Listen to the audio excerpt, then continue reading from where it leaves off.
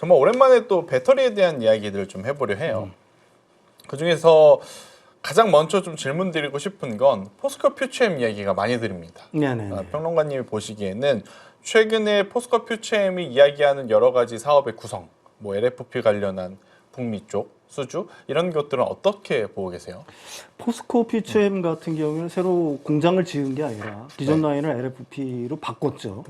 그래서 양극재를 갖다가 생산해내는데 이번에 뭐 19만 톤 정도 되니까 이게 한 3조 원 정도 되거든요. 네. 그러니까 이게 6년 계약이니까 그 연간으로 따지면 연간 한 5천억 원 매출이 이제 어떻게 보게 되면 보장이 되는 셈이다라고 그렇죠. 얘기할 수가 있는 거고. 사실 양극재, 특히 이제 탈중국 양극재 수요는 앞으로 계속 늘어날 수밖에 없어요. 뭐 FEOC 규정에 의해 가지고 사실은 비중국산 비중을 갖다가 거의 80% 정도를 써야 되는 거기 때문에 기존에 이제 중국산 양극재에 의존했던 셀업체들 같은 경우에는 다 비중국산 양극재로 지금 바꿔야 되는 형평이라고 얘기할 수가 있는 거고요. 그래서 뭐 LNF라든지 포스코 퓨처엠이라든지 LFP 양극재를 갖다가 생산하는 기업들 같은 경우에는 앞으로도 당분간은 쇼티지 현상이 적어도 LFP 양극재에 관해서는 쇼티지 현상이 발생할 것은 뭐 분명한 사실이라고 얘기할 수가 있겠죠. 예. 최근에 보면 LFP에 대한 관심이 높아질 수밖에 좀 없는 것 같아요. 왜냐면 이제 과거에는 우리나라가 NCM에 대한 이야기들을 좀 많이 했다면 요새는 LFP에 대한 이야기들이 좀 많이 나오고 있는 이유는 어떤 것 때문이라고 생각하세요? 아무래도 ESS 시장의 개화 때문이라고 얘기할 수가 있는 거고요. 이게 사실 그 미국이라든지 유럽이 대중국 견제가 없었다라고 한다면 사실 우리나라에서 LFP ESS의 어떤 붐이 이렇게 급격하게 뭐 발생하지는 않았겠죠. 근데 뭐 북미 같은 경우, 특히 미국 같은 경우에는 분명하잖아요, 스탠스가. 중국산 배터리는 안 되니까. 사실 작년까지만 하더라도 ESS 시장, 북미의 ESS 시장을 갖다가 중국산 ESS 배터리들이 거의 다 장악을 하고 있었는데 그게 이제 사실 안 되니까 더 이상은 올해부터는 우리나라가 지금 생산 능력이 부족해서 그렇지 생산하면 생산할수록 거의 다 쇼티지 상황이잖아요, 북미에서는. 그러니까 올해 같은 경우 북미 지역 같은 경우에는 사실 EV 배터리보다도 ESS 배터리 수요가 더 커요. 101기가와트아워당 대 105기가와트아워로 올해 내년까지는 EV 시장보다도 ESS 시장의 비중이 훨씬 더 커집니다. 근데 뭐 북미 시장 같은 경우에는 지금 그 탈중국을 갖다가 해서 뭐 만드는 나라가 사실 우리나라가 거의 유일하다라고 얘기할 수가 있는 거고 테슬라가 만들기는 하죠. 근데 테슬라가 만든다고 하더라도 궁극적으로는 양극재라든지 이런 걸 갖다가 우리나라 걸 쓰는 수밖에 사실은 없기 때문에 그 ESS 수요는 뭐 그래서 이제 폭증을 하고 있는 거고요. 유럽 역시 스탠스는 비슷하죠. 아직까지는 이제 사실 중국에 대해서 중국산 배터리에 대해서 그렇게 커다란 규제를 가하고 있지는 않지만 점점점 규제 장벽을 특히 높여나가고 있죠. 특히 이제 나중에 설명할 산업가속화법 같은 것들이 통과가 된다라고 하게 되면은 지금 우리가 유럽 시장에서 계속 밀렸던 어떤 배터리의 점유율을 갖다가 올해 말부터는 점점점 회복할 수 있는 단계가 될 거고요. 특히 국내 같은 경우도 ESS 수요가 지금 엄청나지 않습니까? 그렇죠. 뭐 중앙계약 시장이라든지 배전망 ESS 사업이라든지 또 특히 이제 앞으로 이제 뭐 제1차 그 재생에너지 개발 계획에서 얘기한 것처럼 재생에너지가 따라가게 되면은 거기에 ESS가 붙을 수밖에 없는 거거든요. 그러니까 국내 같은 경우도 제가 보기에는 이게 그 제1차 재생에너지 그 기본 계획이 정상적으로 실행이 된다라고 하게 되면은 국내도 라인 자체가 풀캐파로 돌려야 될 거예요. 그래도 모자랍니다. 그래서 이제 사실은 뭐 ESS 불고 있다 이렇게 얘기할 수가 있는 거죠. 예. 그러니까 최근에 보면 네. 그러니까 ESS가 예전에는 약간의 그 보조의 역할을 좀 하는 이미지였는데 네네네. 이제는 주객의 전도가 된 것 같아요. 네네. 전기차 배터리보다는 네. ESS 에너지 저장 장치에 대한 수요나 수주가 많아진다. 이렇게 네. 좀 이야기들이 많이 나오고 있는데 실제로 그 EV를 추월할 가능성이 높은 건가요? 올해 내년까지는 그렇게 될 가능성이 높죠, 실제로. 그 다음에 28년부터는 사실 이제 트럼프 행정부가 이제 거의 뭐 물러날 가능성이 높고 28년, 29년 정도부터 보면은 한 28년 정도는 정권 교체가 될 가능성이 높으니까 그때부터는 EV 배터리 수요가 북미에서도 더 커질 거라고 보고 있어요. 어쨌든 ESS 시장을 갖다가 단순하게만 보고 있는데 기존에는 전력망에 붙이는 거였었어요. 가령 뭐 태양광 단지가 옆에 있으면은 신재생 에너지 옆에 ESS를 붙여서 그래서 이제 그 간헐성을 보통 극복한다라고 얘기를 하죠. 낮에는 이제 태양광이 열심히 전력을 공급하고 그래서 그걸 갖다가 충전을 하고 ESS에 밤에 이제 태양광이 발전을 멈추면 ESS에서 나가는 것 정도를 생각을 했는데 이게 지금 한 단계 더 진화된 방향으로 움직이고 있어요. 다시 말해서 AI 데이터 센터용 ESS가 지금 폭발적으로 늘고 있는 겁니다. 근데 둘 사이에는 그 스펙의 차이가 엄청나요. ESS, 그러니까 AI 데이터 센터 같은 경우는 GPU의 부하 변동성이 엄청나지 않습니까? 이게 연산을 할 때는 막 올라갔다가 추론을 거쳐서 이걸 고객한테 그 답을 줄 때는 이게 또 뭐라고 할까요? 전력을 갖다 급속히 안 쓰는. 그러니까 부하를 견딜 수 있어야 돼요. ESS 자체가. 순간 과부하를. 순간 과부하. 엄청난 그 피크 아웃을 갖다가 견딜 수 있어야 되거든요. 그래서 엄청난 고출력의 ESS 배터리가 필요합니다. UPS도 역시 마찬가지겠죠. 특히 그래서 이제 빅테크들, 그러니까 AI 데이터 센터에 들어가는 이 ESS 배터리는 기존의 전력망용 ESS 배터리에 비해서 고가예요. 그러니까 단위당 단가가 비싸고 무엇보다도 안전성이 굉장히 유지가 돼야 될 거 아니겠습니까? AI 데이터 센터에 그렇죠. 들어가는 거니까. 그래서 기존의 그 전력망용보다도 훨씬 더 고가의 제품들이 들어가고 있고 고사양의 ESS 배터리들이 들어가고 있다. 이렇게 이해를 하시면 돼요. 그러니까 여기저기서 이제는 에너지 저장 장치를 안 쓰는 산업을 찾기가 좀 어려운 것 같더라고요. 네, 그렇습니다. 예, 보면 뭐 신재생 에너지에서도 쓰고 네.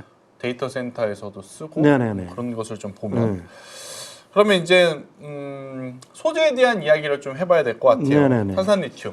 네.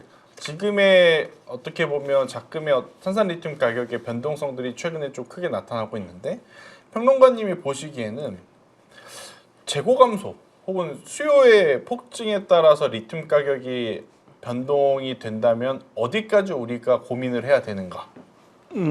일단 이렇게 봐야 되겠죠. 가격이 어디까지 올라갈 거라는 거는 사실 의미가 없죠. 주식을 갖다가 대여하는 사람들은 다 알죠. 그죠. 거기에 어느 순간에 서사가 입혀버리면은 그죠. 가격은 뭐 비정상적으로 뛰는 경우들이 사실은 있습니다. 근데 최근에 리튬 가격을 보면 1월 달부터 6월까지 많이 올랐어요. 킬로그램당 한 29달러까지 올랐다가 6월 달에 사실은 어떤 이벤트가 있었냐면은 CATL 제엔샤워 과정 그 광산 있지 않습니까? 세계에서 제일 크다는 광산. 그 광산을 재가동하도록 중국 정부가 허가를 해줬다. 그 이슈가 있었고, 그 다음에 탄자니아나 모잠비크에서 그 원강을 갖다가 중국에 수출하지 않았습니까? 6월 달까지는 그걸 전부 다 막았었어요.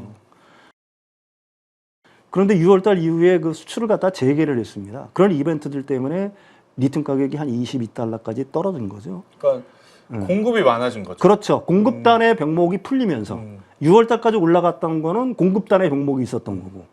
근데 6월 달부터 가격이 내린 건 공급단 병목이 풀리면서 내려갔던 겁니다. 그래서 이제 근데 하반기에는 어떤 식으로 전망을 하냐면은 지금 이 리튬 수요가 어마무시해요. 왜 그러냐면 ESS 수요가 전 세계적으로 폭발을 하고 있기 때문에 그래서 수요 자체가 늘어나고 있는 겁니다. 그래서 중국 내부의 그 탄산 리튬 재고 일수를 보게 되면 산업 재고 일수를 보게 되면은 25년 상반기까지는 한 40일 정도를 갖고 있었어요. 근데 현재 시점에서 어느 정도 한 19일 정도밖에 재고를 안 하고 있습니다. 줄었구나. 그렇다면 재고 자체가 거의 뭐라고 할까요? 모자라다는 상황이 되는 거고요. 그렇죠. 그래서 하반기에는 수요가 견인하는 리튬 가격 상승이 기대가 되는 거고 사실 뭐 UBS 같은 경우에는 보통 분석을 하고 있죠. 이 3차 슈퍼 리튬 슈퍼 사이클이 본격적으로 시작이 된다. 올해가 그 원년이 된 거라고 예상을 하고 있는 거고 뭐 국제 에너지 기구 같은 경우도 2030년까지 리튬 수요가 3배 정도 늘어날 거라고 보고 있는 거니까 그렇죠. IEA 같은 경우는 굉장히 보수적인 거 아닌데 그렇게 전망을 사실 하고 있는 겁니다. 그래서 리튬 가격은 제가 생각하기에 올 이제 22달러를 갖다가 거의 저점을 찍고 우상향하는 모습을 보일 거라고 저는 보고 있어요. 예. 우리나라 배터리 산업 생각하면 사실 북미보다는 유럽 쪽에서 얼마만큼의 영향력을 떨치고 있는가 네네. 이거 우리가 정말 관심 있게 좀 봤던 것 같은데 네네네. 이번에 IAA 법안, 네. 유럽의 산업 가속 법안이라고 하네요. 네네네. 이것을 지금 통과는 안 한 거죠. 지금 이제 초안이 만들어지고 3월 달에 초안이 만들어지고 그걸 네. 다듬고 있어요. 그래서 올해 말이나 내년 초에 이게 확정이 될 겁니다. 예. 이게 만약에 통과가 된다면 우리나라 기업들이 지금 반사수혜를 받는다고 봐야 되는 건가요? 당연히 그렇죠. 이게 이름이 뭐냐면 네. 유럽 산업 가속 법안이잖아요. 유럽 자체 내에 산업을 갖다가 빨리 키우겠다는 얘기예요. 다른 말로 얘기하면 메이드 인 EU 정책이라고 보시면 됩니다. 가령 니들이 우리나라한테 물건을 파는 거는 좋아. 오케이. 유럽 내부에. 그런데 니들이 팔려고 그러면 니들 나라에서 만드는 게 아니라 유럽 내에서 만들어라는 얘기예요. 트럼프 이야기랑 똑같네요. 똑같은 거예요. 그러니까 왜 그러냐면 이제 이게 사실은 차이나 쇼크 2.0 때문에 유럽 연합 내에 그 산업들이 완전히 어떻게 보면 초토화되고 있는 거 아니겠어요? 그렇죠. 가령 유럽이 제일 자랑하는 그 산업이란 뭐예요? 그게 바로 자동차 산업 아니겠습니까? 130년 동안 세계의 패권을 자동차 패권을 쥐고 있었는데 그것마저 지금 위험해지는 상황에 처해 있거든요. 이게 도저히 안 되겠다 그래서 메이드 인 EU를 내세우는 거고 메이드 인 EU의 가장 핵심적인 골자는 뭐냐면 중국을 막는 거예요. 그래서 배터리 관련돼서는 가장 중요한 게 이겁니다. 그러니까 OEM, 그러니까 자동차 제조사죠. 자동차 제조사가 그 중국산 조달 비중을 30%를 넘어가면 안 돼요. 30% 이내로 중국산을 갖다 써야 된다는 얘기입니다. 근데 현재 폭스바겐이 얼마냐? 65%예요. 중국산 비중이. 그럴 수밖에 없지 않아요? 예, 예. 그다음에 BMW가 70%, 76%, 벤츠도 70% 이상이고, 높구나. 스텔란티스가 88% 수준이에요. 근데 이 법이 되면은 30%로 다 줄여야 되잖아요. 그러니까 폭스바겐 같은 경우에는 현재 65%가 35% 포인트를 갖다 줄여야 되고, 스텔란티스 같은 건 88%니까 이게 지금 3%인가요? 53% 포인트 정도를 갖다가 다른 나라 걸 써야 된다는 얘기예요. 그게 유럽산이든 EU산이든 아니면 한국산이든 써야 된다는 얘기죠. 근데 유럽 자체 배터리 생산 능력이 없잖아요. 물론 공장들은 있습니다. 벤츠가 투자한 ACC, 그다음에 르노가 투자한 뭐 베르코아, 그다음에 폭스바겐 투자한 파워콩. 근데 얘네들이 수율이 안 나오잖아요, 지금. 그러니까 뭐 어떤 걸 쓸 수밖에 없어요. 국내 업체 K배터리는 다 유럽 영내에 진출해 있잖아요. 헝가리라든지 폴란드에 다 진출해 있는 거고. 그러니까 이게 된다라고 하게 되면은 거의 유럽에서도 이게 1년이면은 거의 수십 기가와트씩 우리한테 어떻게 보게 되면 재분배가 되는 거죠. 기존의 중국산을 한국산으로 바꾸는 물량들만 해도 이 정도가 되는 거니까 거의 그 유럽에 진출한 K배터리 같은 경우에는 가동률이 엄청나게 높아질 수밖에 없다. 이렇게 봐야 되겠죠. 제가 생각한 것보다 폭스바겐은 그렇다 치지만 벤츠랑 BMW도 중국 부품 비중이 되게 높네요. 벤츠는 중국에 그게 묻어 있죠. 지리자동차. 그다음에 EQA, EQB 같은 게 파라시스 배터리 썼었어요. 우리 청라에서 불난 거. 그거 지금 그죠. 57개국에서 리콜 들어갔어요. 그러니까 품질에도 이상이 있다는 걸 자신들이 알면서 싸니까 썼던 건데 그 부분에 대해서 이제 어쩔 수 없죠. 그게 그래서 사실 LG 엔솔이라든지 삼성 SDI한테 유럽 OEM들이 막 10조 원 단위로 얼마 전에 수주를 냈잖아요. 그 이유가 바로 이것뿐만이 아니라 배터리 여건제, 그다음에 탄소 발자국제, 핵심 원자재법 이거 공이 전부 다 유럽산을 배제하려고 하는 거예요. 이것들이 내년부터 본격적으로 사실 규제가 시작이 됩니다. 유럽 시장에서는. 그러니까 규제가 본격화되면은 그 수혜는 궁극적으로 한국 K배터리가 받을 수밖에 없겠죠. 예.